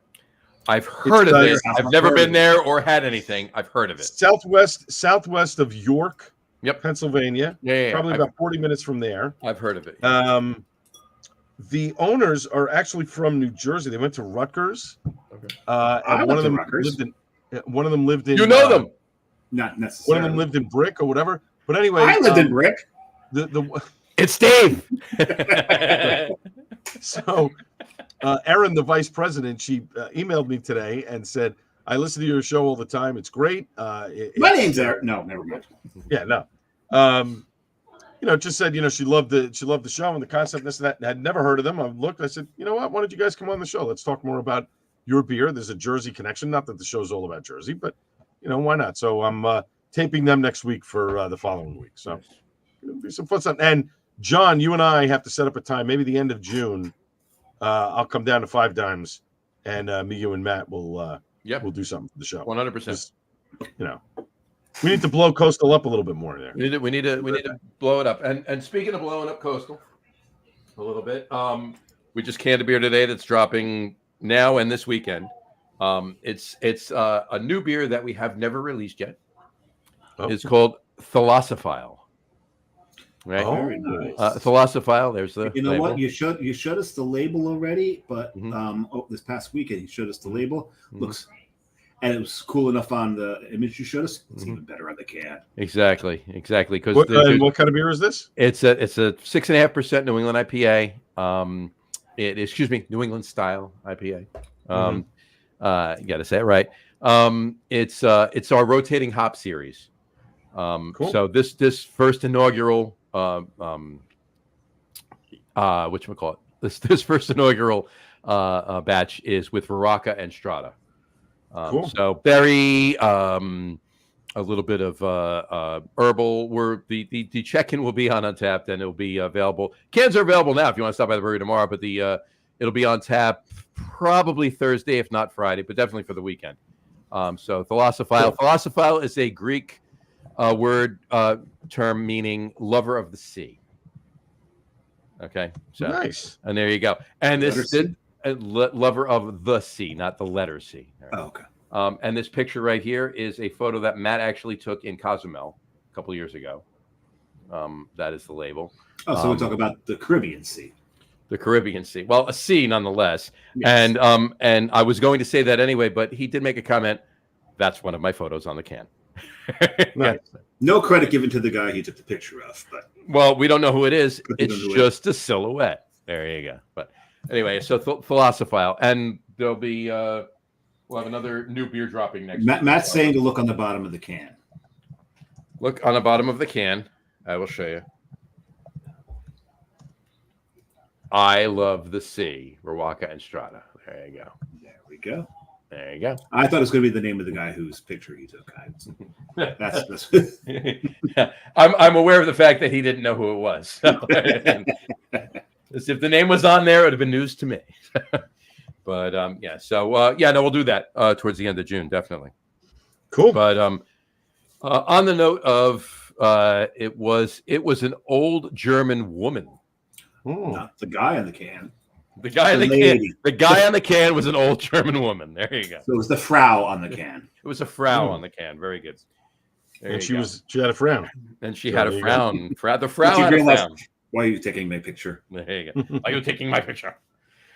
On the note of breweries opening, we have not yet mentioned it on the show. To wrap it up with breweries opening in New Jersey, Eskerhart. Yes. This has been long anticipated because so many people in the craft beer world, New Jersey craft beer scene, has had the beer. Sure. And they do such amazing stuff that when we found out that they've been contract brewing for a bit. Yep, that when they're actually going to get a tap room. Mm-hmm. And from what I understand, that their opening day on their tap room, very, very, very, very long line. Oh, hugely long line. Yeah, no, they had definitely very, very long lines in their tap room. And they're opening. Then they opened in High Rail's location. The High Rail had that. They had that car drive through the tap room, and then they wound up closing due to a lot of the reasons for that. So they went in there and they purchased that, and they're in the High Rail location out in Hunterdon County. They're in Hunterdon County. Right. I haven't been there yet. I have not gone out there yet. We need to pick a time and go out there. We should absolutely visit out there because somebody the Denny and oh God, what's his wife's name? See, I hate when I drink. I know. I you know what? I didn't say Denny because I couldn't think of his wife's name, so I was just leaving it alone. So New Jersey Beer Partners. I'm sorry. I could look it up, but I'm too lazy to go on the file. I'll find it for you. You talk. I'll get it. No. It'll take me 10 seconds because all I have to do is just scroll through this folder here while I'm looking at you and just look for questions for. Let's see, Denny and Patty. Patty. There you go. They brought me a bottle of the stout back. You told me when I interviewed them a couple of weeks ago at Wild There. They gave it to me. They wouldn't even take my money, so I ended up buying a couple of rounds at Wild There because. I thought that was very nice of them. And that was very good. That was a great show too, by the way. That you did that. That was with Thank you. That was fantastic. It's a fascinating story. It really is. They got 2 kids, and yet they travel everywhere to go to all these different beer things. And I think I know them too. They're great. They're great people. They're great, and they support many times. They're great. Yeah. They support beer left and right, and it's awesome. It's just they just this was something they wanted to do, and they wanted to have a lot of fun. And it all started because Patty doesn't drink wine. And all of her friends were going to wineries, and she doesn't drink wine. So they stumbled on a brewery, and that's it. There you go. I know. Samurai's like, doesn't like wine. What woman doesn't like wine? I mean, there are some. I'm shocked, but I mean, that had nothing to do with women. It was just who doesn't like wine. All right, fair enough. Not gender specific. Okay. Whatsoever. I'm sorry, I put words in your mouth. I apologize. But no, that actually the look was. I'm looking up Eskerhart. I'll squeeze my stress boob to, with the blur that out. No, hold on. There you go. Yeah. Before we get canceled.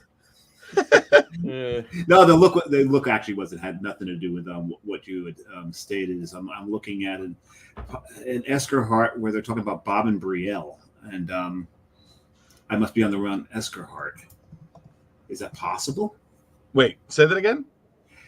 So I'm on Eskerhart.com, and I'm on the About section, and they're talking about Bob D'Angelo, and it's Bob and Brielle they're talking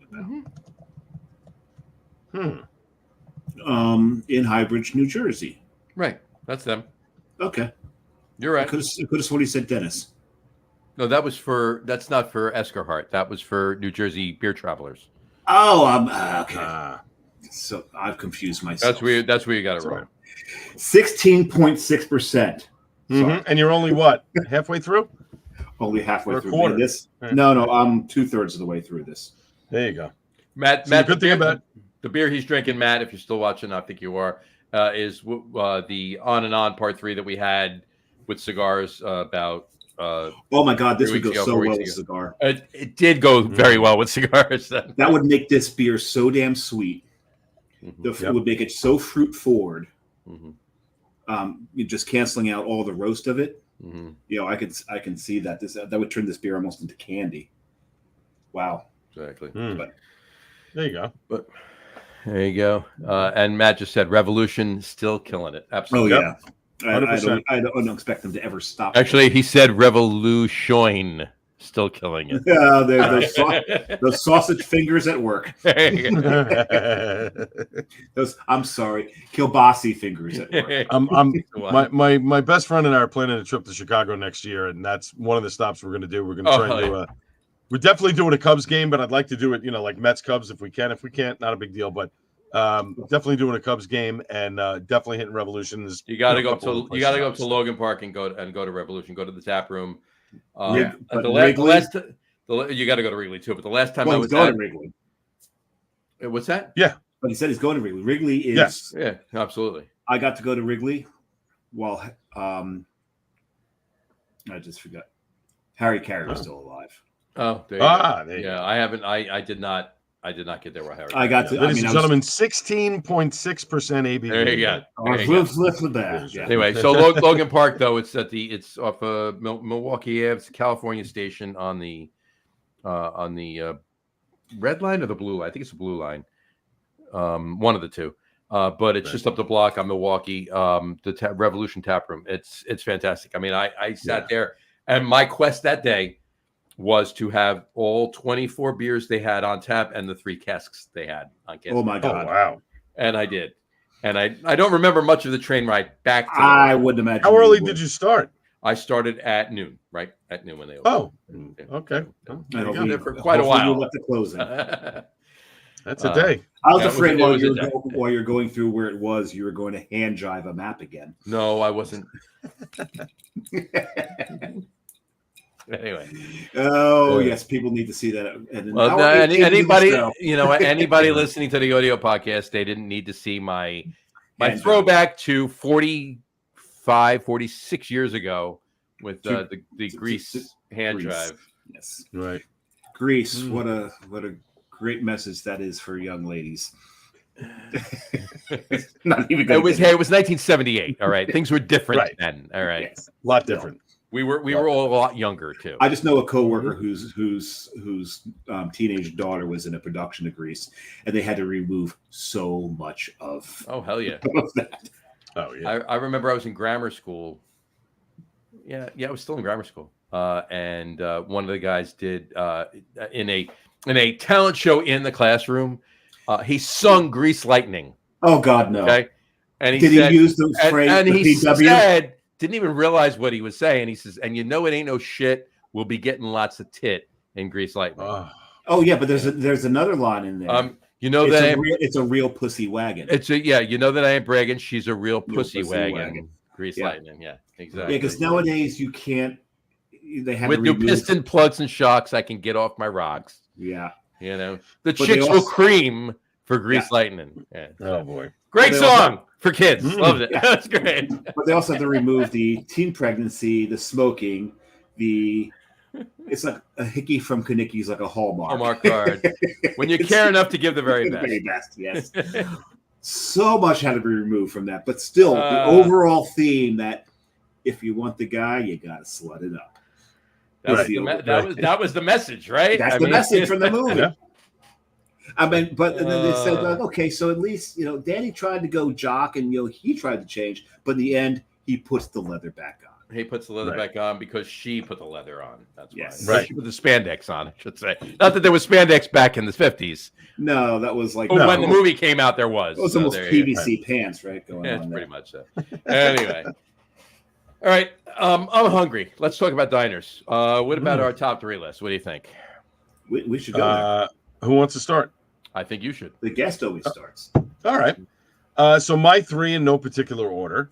The Skylark in Edison, New Jersey, right off of Route 1. Never been my wife and I passed it many times and didn't. Wrong one, Johnny. Hamburger. I was I'll gladly pay you on Tuesday for a hamburger today. There you go. There you go. Top 3 list is top 3 favorite New Jersey diners. There you right. go. Okay. So, Wimpy, continue. Right. So the Wimpy's Skylark. next week. My wife and I would pass it all the time, and we were like, we should check this place out. It had this like retro vibe to it and whatever. And then lo and behold, Guy Fieri goes to it on Diners, Drive-Ins, and Dives and talks about it. And I said to my wife, we got to go now because if he's there, it's got to be good. Not necessarily. No, that's true. But he hasn't missed with me yet. Almost every place that we've gone to that he's been at has actually been very good. Good food. Different, little eclectic. They actually have a decent beer tap list. They have cocktails. Really? Good desserts. It was a lot of fun. We enjoyed it a lot. Second one, and the only reason why I give this one, I've eaten there before, and it's good food, but it's so well known. Everybody knows who it is. I know Mick Jagger knows who it is because he gave a big shout out at the Stones concert last Thursday night. The TikTok Diner off of Route 3. He was shocked that they named a sandwich after him. Blown away, and he talked about it at the concert the other night. So that's an iconic place that you have to go to. It's one of those you got to go in there and get a pork roll, egg and cheese, or Taylor ham, egg and cheese, however you want to call it. Depending on where you live in New Jersey. Right. See, you're missing something here, though, Al. What? Your co-host on your radio show. Yes. Playing Frank Sinatra. Yes. Says to someone playing Sinead O'Connor, you can either open for me or you can headline at the TikTok. Do you remember that? Yes, I do. That's a good point. That's a good point. And the TikTok that's there now is not the original TikTok. The original TikTok was sold and moved to Florida. And the building. It's in the same location. It's the same exact building location. Went to Florida. They built another structure. Right next to Trader Joe's, where the cheese I was eating came from, but not that particular Trader Joe's, mind you. But and the thing is, they got to get rid of probably a lot of their health department issues by moving the building. Just removing the building and building a new one. Funny how that happens. And then finally, my third diner is the Brownstone in Jersey City. Sure. Phenomenal pancakes. I've heard this. I've never been. It's on my list. Unbelievable. Like if you have a sweet tooth, they do all this crazy stuff. It was another one of these that it was an old show that Guy Fieri had been there. And the guy showing them how they're just cranking pancakes and doing all kinds of stuff and whatever. And I said to her, I'm like, we've never been there. And literally it's off of 78. Like you come off the exit, it's a couple of turns, boom, you're there. Great spot, excellent food, but the pancakes, the breakfast stuff is to die for. It's fantastic. Okay, so John, do you know what Matt's talking about here? They have boat. Is he talking about Skylark has boat? I'm looking right now. Skylark is really good and has craft beer. They have boat, Dave. There you go. Okay. Now you gotta go. You know I gotta go. There you go. That's my thing. Okay, a couple of things, but Al, you're talking about Triple D going to places and having to go to where they've been. There was one diner they went to that they really talked up, and the diner now has like billboards saying, as seen on Diners, Dives, and Of Drive-Ins. course. I think I know where you're going with this one. And I'm not a huge fan of it. I've been there a couple of times, and it's like, I don't know. I really sometimes think that guy has to be super nice on the show just to make sure that other people will invite him into their place. Mm-hmm. But I was never impressed with the Jefferson Diner.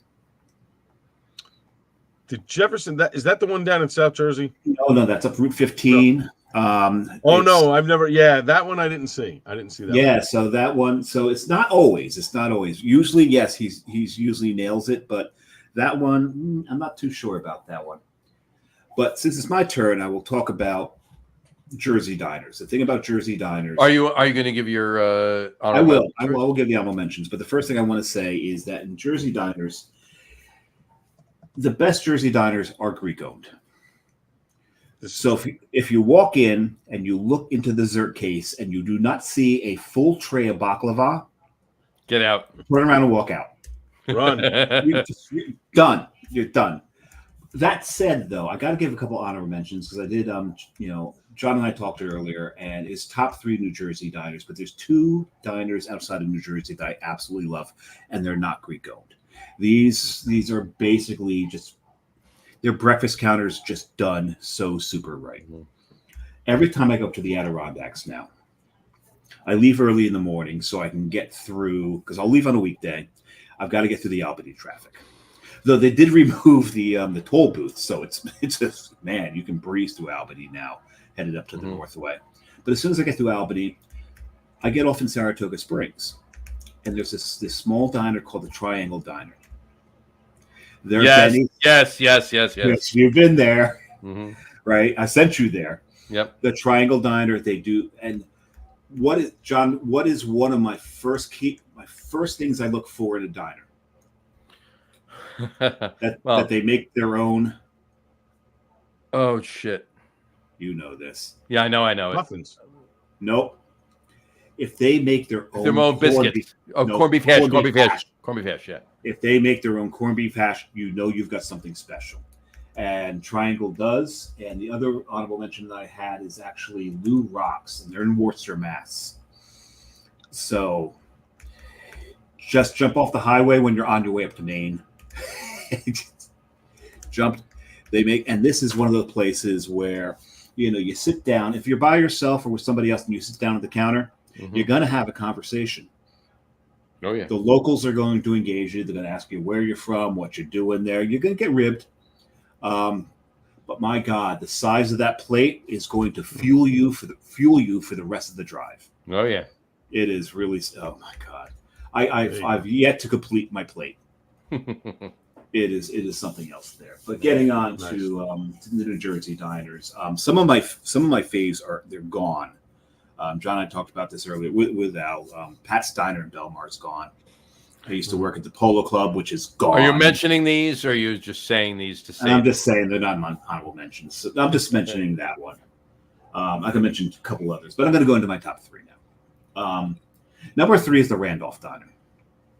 The Randolph Diner has been, that's on Route 10, right? Not too far from Chris Mazy's old place. Is it in Randolph? It's actually in Randolph. It is there. Randolph. And it's a lot of its success is based on the fact that you've got CCM, County College of Mars, is right there. Sure. Right. So diner food, but they've gotten pretty damn big. So they expanded. The place is a little fancy. The thing is, when a lot of diners do this and become big, the food suffers. Yep. Randolph has not. So that's why I'm putting them on my list. Okay. Right. Cool. Number 2. Is the Summit West in Denville. So the Summit West in Denville may break that rule. It may not be Greek owned. There's no dessert counter to even look at. It's one of those small diners when you've got to squeeze through. And if you're sitting in a booth and you need to air out a little bit like guys tend to do every now and then, and your knees out in the aisle, it's very possible if you put it out too far, you might touch one of the stools at the counter. Sure. It's that's a little small. And they do make their own corned beef hash. Mm-hmm. So that's another place. Mm-hmm. But the number one for me, there's so much about this diner. Everything that I've ever had there is spot on, so perfectly done. And that is the Pompton Queen. Mm-hmm. The Pompton Queen is up 23 in Pompton Plains. From their dessert offerings right up to their dinner offerings, this place is always packed, and rightfully so. And I'm not saying this because Carrie used to work there. Carrie used to work there, and she is a clean freak. And she talked about how stringent they were with everything that they did. Sure. The owners made sure everything was perfect, everything was clean. And my daughter she absolutely loves chocolate milk. She's everywhere she goes is chocolate milk. Mm-hmm. She says they've got the best chocolate milk she's ever had. Really? Yeah. So it's this place, Pompton Queen. If you're up 23 up that way north of Wayne, and there's right near it, there's actually a pretty damn good Bottle King. Oh yeah. Yeah, that's a damn good Bottle King. A friend of mine used to run it. He works in the Booton liquor store now that I love so much. Yeah, Eric. Hi, Eric. But yeah, Pompton Queen, absolutely. Okay. There's nothing on that menu you can go wrong with. Not at all. All right. All right. My three. And in honor of Dave, I have 3 honorable mentions. Okay. But I'll make them quick. Honorable mention number 1, the Tom Sawyer Diner in Paramus. Holds a special place because they used to, years ago, when I was, involved in it has nothing to do with the fact service. It has nothing to do with the fact that that's the name of a Rush song. Can I get there, please? I'm just wondering. I let you talk. All right. Anyway. I was asking. Anyway, we used to have monthly meetings in Paramus, and for one particular organization I was with, and the post meeting, if you will, was at the Tom Sawyer Diner, and this particular diner closed at midnight at the time. Now all diners, there's hardly ever a 24-hour diner anymore. I mean, not anymore. COVID put the kibosh on that. But this diner was way back then. Was till midnight, and that was it.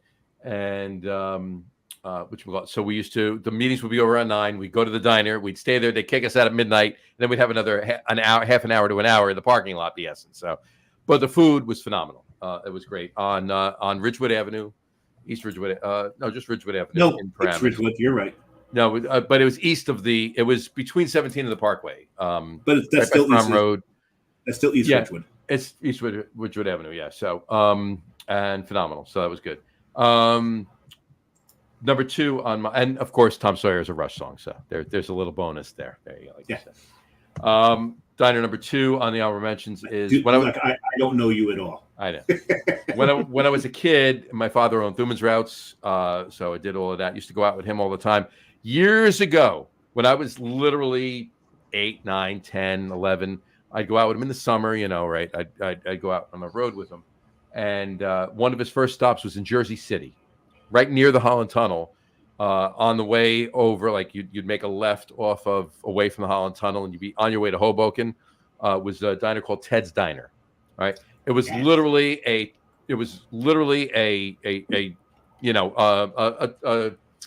mobile, it was a movable, it wasn't, it was one of those type of diners, right? Yes. Right.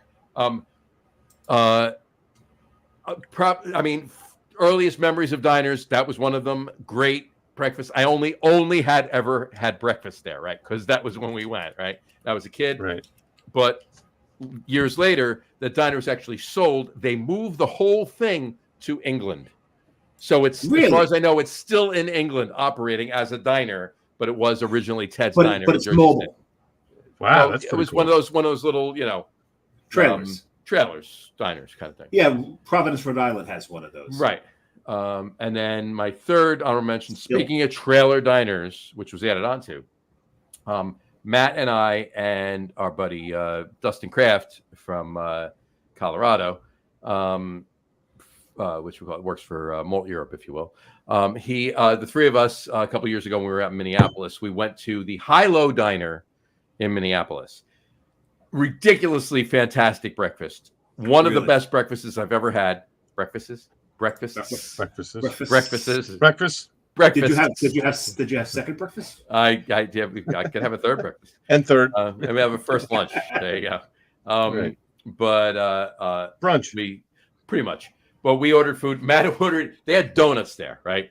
So the donut was about that big and that thick. And Matt had to order as a dessert donut for breakfast, right? After we ate, Matt orders it. You guys want to have a bite? So it came out covered in this vanilla sauce and everything else to the point where you can actually look at it. You can see the specks of vanilla in the in it, right? Wow. So Dustin had a little bite. I had a little bite. Matt had to finish the whole thing himself, right?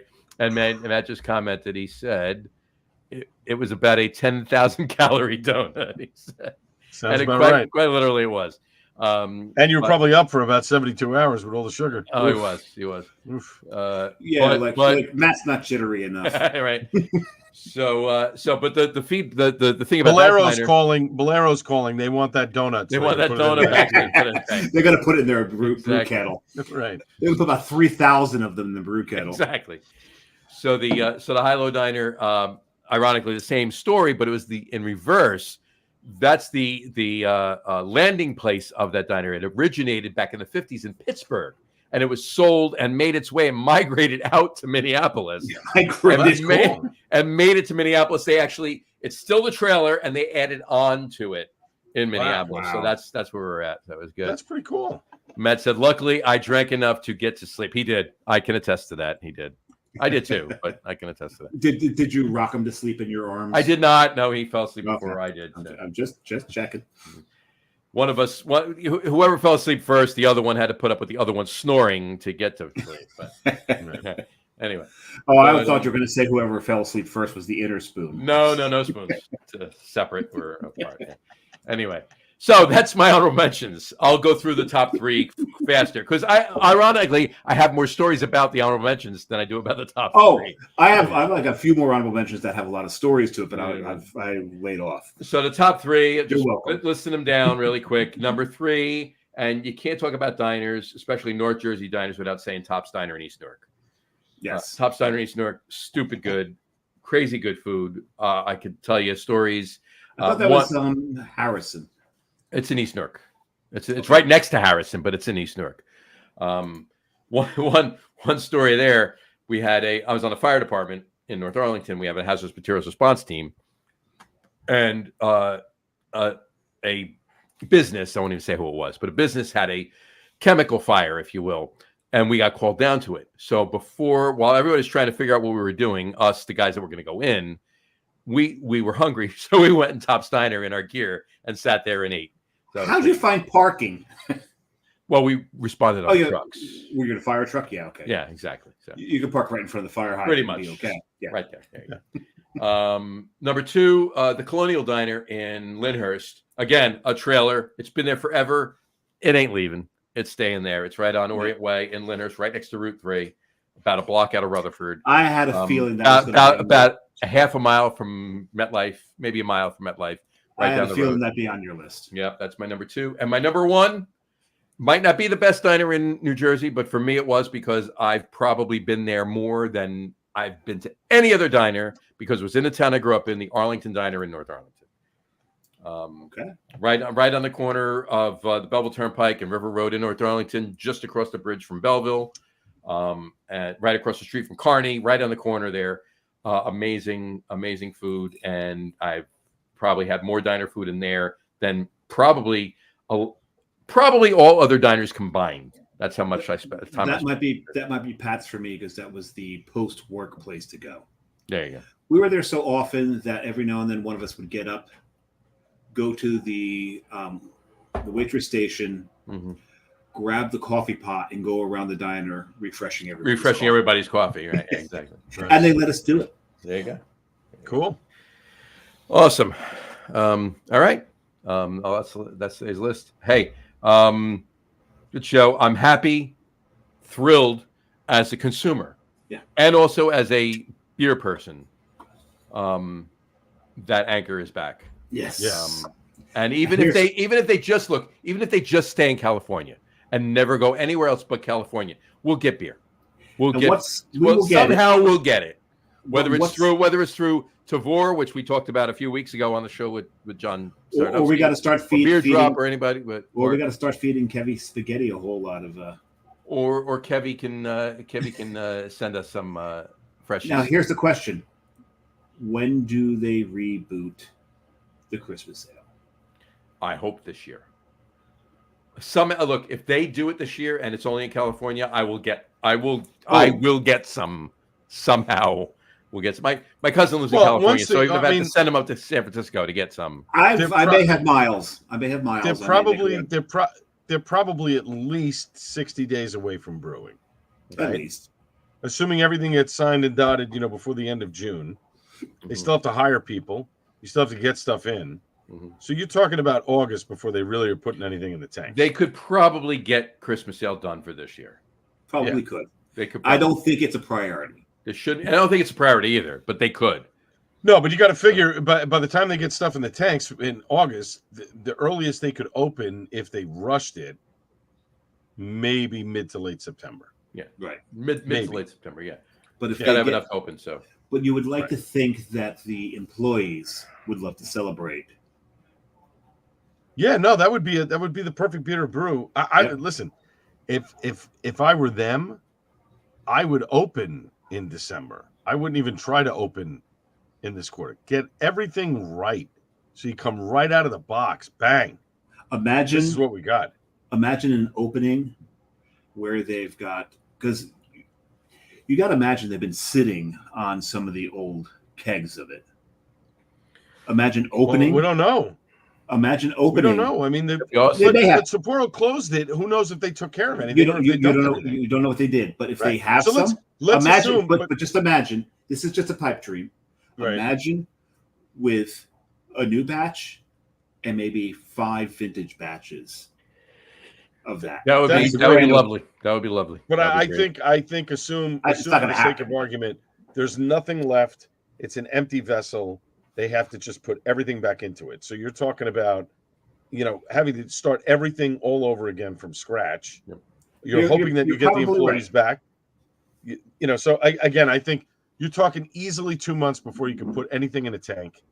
Then you're talking at least 45 days to 60 days before you can even legitimately open, even if they wanted to do it in the beginning of October. If you're going to make the Christmas beer the big beer again, what's the difference between October and December? You're really not going to make any money this year. No. So I would, if I were this guy, I would get everything dialed in.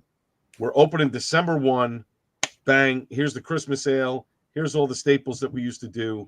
And we're going to do new, bigger and better things. Boom. Make it a big Christmas event, or open Thanksgiving weekend, whatever. Right. Here's two. Open the weekend before Thanksgiving and hit the ground running into the season. Here's 2 reasons I think the employees come back. One, the employees themselves made a big push to purchase the brewery. Right. Oh yeah, he's got employees that are coming. And 2, Hamdi Ulukaya, the reason he bought the company was because of the employees. He stated, you talked about his interview. The one thing you left out is the fact that he mentioned that too many businesses put profit before the employees and the product. Mm-hmm. Right. So with that statement from him and the fact that the employees work so hard to try to get someone to buy it, he's getting the employees back. Yes, there's going to be a few that have already found other jobs that may be more lucrative and it just works better for them right now. But I think 75% of the employees are coming back. I agree. And if that happens and he's letting the employees run the ship, Christmas sales coming back. Yeah. This is something they loved, but I agree with you. Wait. Do it right. You're not talking about 6 months. You're talking about a month. But that's been the theme of this show, right? The theme of this show has been when you open right. Mm-hmm. Open where you want to open. Don't rush your opening. You have one chance to make a really good first impression. You've got one shot. Oh, now we're back to Chicago. We're back to Chicago and M&M here. You got one shot. Right. That's Detroit. Detroit. Oh God, 16.6%. 6%. That's right. 16.6. You're But forgiven. anyway, You were in the Midwest. You were close. I was close. We talked about Michigan before. Well, Grand here's the Rapids thing. Sounders. It's funny because most people on the East Coast don't realize that Chicago's further out than Detroit. Right. Most East Coasters think Detroit's further out. It's actually not. Most East Coasters that drink a 16.6% beer anyway. I'm drinking 16.6%, and I know that. But at any rate, that's been the theme of the show: is if you're going to open a brewery, wait until it's right. That's right. Wait until it's right. Gotta be right. You're right. When you're right, you're right. And when you're left, you're left. All right. On that note, we do want to wish Anchor Brewing congratulations. Absolutely. We want to wish Eskerhart congratulations. We want to wish Icarus congratulations. Yes, absolutely. We offer our shoulder to Ross, but keep it going, dudes. Hey, but still, it's not over. It's not over. Best of luck to your distro. It's a hiccup. It's a hiccup. Right. Keep it going. It's a bump in the road. That's right. It's a bump. That's right. But to everybody, cheers and keep it going. I have a sip left, so cheers. There you go. And on that note, you have anything else, Dave? He doesn't have anything else. Okay, I just want to make sure. All right. That's exactly what I said. How'd you understand that? I know. I'll stick around. We'll talk for a second after the show. On that note, we will wrap up the show for today. We want to thank everybody for watching. And for those of you just listening to the audio podcast, thank you for listening. Don't forget to visit our website, www.lagerroom.com. That's LAGERROOM.com. And please remember, like us and follow us on all of our social media, Facebook, Twitter, Instagram, and of course, our YouTube channel. All of them are at The Lager Room.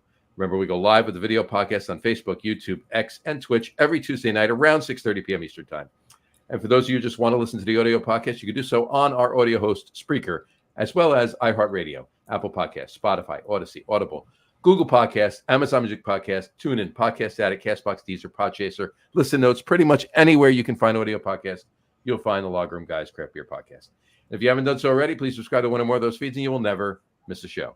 Again, thanks for following along with us. Have a great rest of your week. Have a wonderful weekend. Drink a lot of beer, but drink responsibly. And we will talk to you next week, folks. Take care. Cheers. And check out the Anna Chaser show tomorrow. Check out the Anna Chaser show, 6:30 tomorrow night on Facebook.com/Anna Chaser. And the Gattullo Craft Beer. The Gattullo Craft Beer Cast. Brought to 11 p.m. Brought to you by Wet Ticket. Wet Ticket, Rahway, New Jersey. Sunday nights, 11 o'clock. AM 970, The Answer. And your ticket is either wet or dry. It's still acceptable for admittance. Exactly. That's right. Doesn't matter. There you go. Talk to you soon, folks. Take care. Cheers.